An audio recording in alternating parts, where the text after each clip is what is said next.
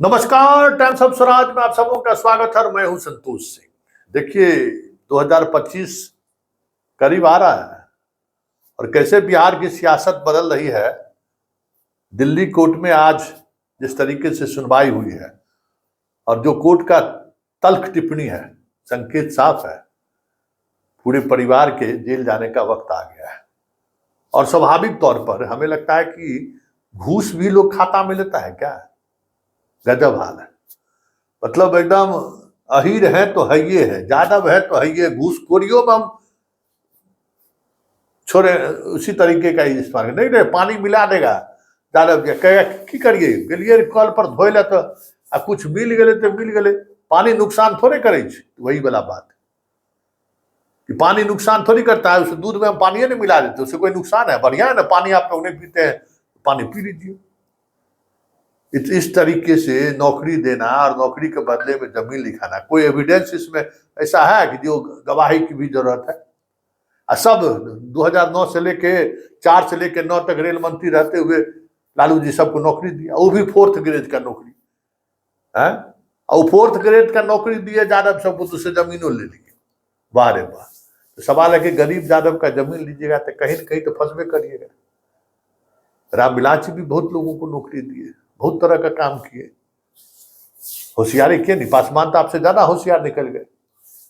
बिहार में कौन नहीं जानता है रामविलास पासवान जी के कामकाज का तरीका, लेकिन उनका ऑब्जर्वेशन था। उस ऑब्जर्वेशन के तहत उनकी सीमाएं भी थी, उस सीमाओं का भी पालन करते थे। कार्यकर्ता के लोग, जो कार्यकर्ता उनका था, उनसे कभी हाथ गंदा नहीं की। वो बहुत लोगों को उपकार किए हुए हैं वो, लेकिन कार्यकर्ताओं पर हाथ कभी गंदा नहीं की। जादवे पर हाथ गंदा कर दी तो फंस गए। और सरकार जो है सो ईडी तेज प्रताप को बचा रहा था। तेज प्रताप कैसे बचेगा भाई? उसी परिवार का वो भी अंग है ना। लीजिए, कोर्ट उसको भी सम्मन कर दिया। अब देखना यह है कि 7 अक्टूबर को जो सदैव इन लोगों को उपस्थित किया है और चार्जशीट स्वीकार करते हुए आरोपी के तौर पर इन सभी को कोर्ट में हाजिर होने को कहा है।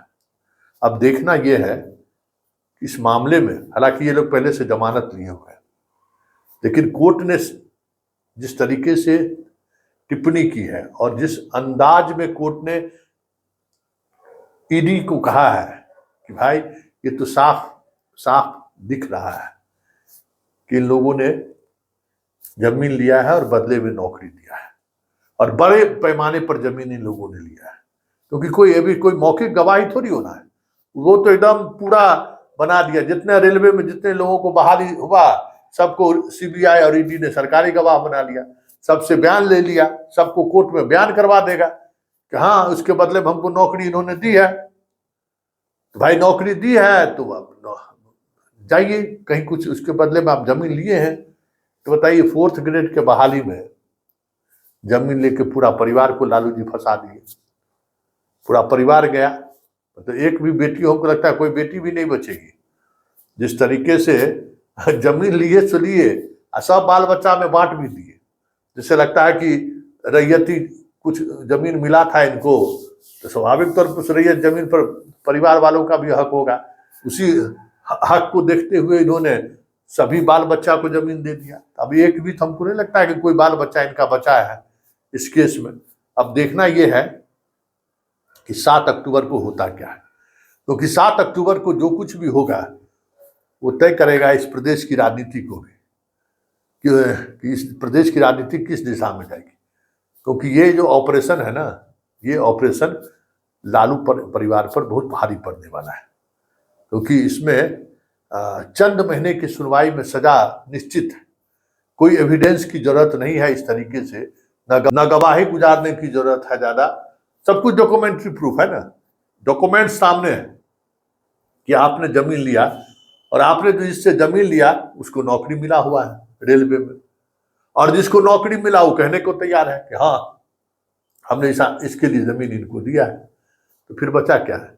वही जो जिनको नौकरी दिया है, 7-8 गवाही काफी है।